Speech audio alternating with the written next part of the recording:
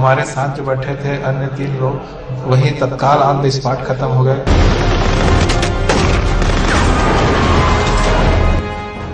नक्सलियों ने खेला खूनी खेल, नेताओं को बनाया निशाना। तब इस तरह से फायरिंग कर रहे हैं जैसे कोई सेना युद्ध लड़ने आती दूसरे देश से। सरेंडर करने पर भी नहीं बख्शा। एक आइडेंटिफाई करके लोगों को पूछ रहे थे एंड दे किल्ड देम।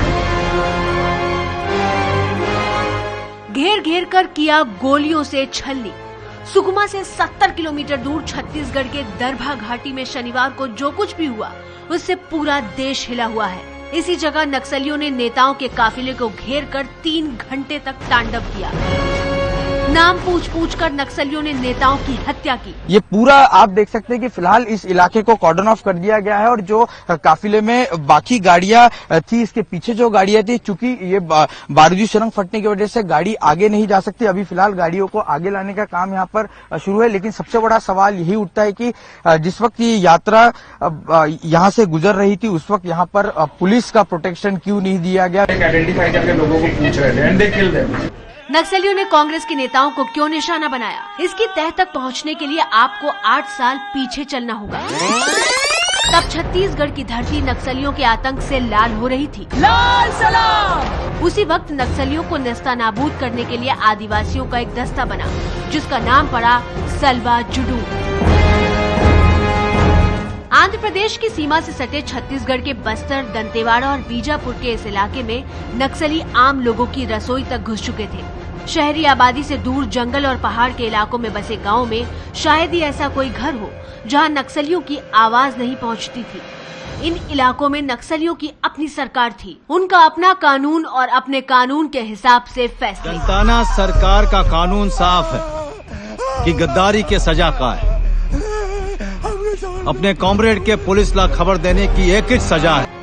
इलाके में एक तरफ नक्सली थे तो दूसरी तरफ उनके घोर विरोधी महेंद्र कर्मा को लोग उनकी दिलेरी के चलते बस्तर का शेर कहते थे और इसी बस्तर के शेर ने नक्सलियों का विरोध करने के लिए युवा आदिवासियों का एक संगठन बनाया और इसी मजबूत संगठन को सन 2005 में सलवा जुडूम के नाम से जाना गया। सलवा जुडूम एक आदिवासी शब्द है जिसका मतलब होता है शांति का कारवां। लेकिन इस जत्थे में शामिल आदिवासियों को नक्सलियों से लड़ने की ट्रेनिंग दी जाती थी। इसमें शामिल कार्यकर्ताओं को एसपीओ यानी स्पेशल पुलिस ऑफिसर कहा जाता था। सलवा जुडूम में ऐसे 4000 एसपीओ थे जिन्हें राज्य सरकार से महीने के 1500 से 3000 रुपए मिलते थे। सलवा जुडूम का जो पैटर्न था वो पैटर्न एसपीओ का था, स्पेशल पुलिस ऑफिसर का पैटर्न था। आदिवासियों को, आदिवासी नौजवानों को किस तरह स्पेशल पुलिस ऑफिसर बनाया जाए, उन्हें हथियारबंद किया जाए और ताकि वो माओवादियों का बाकायदा न केवल राजनीति के स्तर पर बल्कि स्थानीय स्तर पर हथियारों से मुकाबला कर सकें। और ये एसपीओ का पैटर्न कश्मीर में सफलतापूर्वक कश्मीर की पुलिस और वहां के अर्धसैनिक बल आजमा चुके थे। उसी पैटर्न पर सलवा जुडूम बनाया गया था। उन्होंने कोशिश ये की थी कि जो ट्राइबल्स है वो इकट्ठे होकर इसके विरुद्ध काम करें, मतलब उस नक्सलवादियों को रोकें। वो एक तरह से ट्राइबल्स को उन्होंने ऑर्गेनाइज किया था। छत्तीसगढ़ में नक्सलियों से निपटने के लिए जब ये सब हो रहा था तब राज्य में बीजेपी यानी रमन सिंह की सरकार थी। लेकिन बीजेपी के मुख्यमंत्री ने कांग्रेसी कर्मा के आइडिया को न सिर्फ पसंद किया बल्कि उसको जमीन पर भी उतारा। सलवा जुडूम कांग्रेस और भारतीय जनता पार्टी की एक मिलीजुली कोशिश थी जिसके पीछे छत्तीसगढ़ की भारतीय जनता पार्टी सरकार का पूरा सक्रिय समर्थन था। अगर ये सक्रिय समर्थन न होता तो सलवा जुडूम नहीं हो सकता था। सलवा जुडूम का असर भी देखा गया। सन 2008 में बीजापुर और दंतेवाड़ा जिले में सलवा जुडूम के 23 कैंप चल रहे थे। गांव वालों की मदद से माओवादियों की जंगल में होने वाली गतिविधियों की जानकारी सुरक्षा एजेंसियों को मिली। गांव वालों ने माओवादियों को कई जगह शरण देने से लेकर राशन पानी देने तक से इनकार कर दिया। कुछ जगहों पर स्पेशल पुलिस अफसरों ने माओवादियों का डटकर मुकाबला भी किया और उनको गांव से मार भगाया। बस्तर से माओवादियों के पैर उखड़ने लगे। तब जाकर उन्होंने गांव वालों पर पुलिस भेदिए का आरोप लगाया। माओवादियों ने सार्वजनिक रूप से जनता की अदालत लगाई और मौत की सजा सुनाने की परंपरा शुरू की। पिछले कई दशकों से ये इलाका जो है ये माओइस्ट का स्ट्रांग होल्ड है। कई इलाके ऐसे हैं जहां पर सुरक्षा बलों की कोई भी उपस्थिति नहीं है, प्रेजेंस नहीं है। इंद्रावती नदी के पार का जो इलाका है उसे वहां के जो स्टेट पुलिस है वो पाकिस्तान कहती है।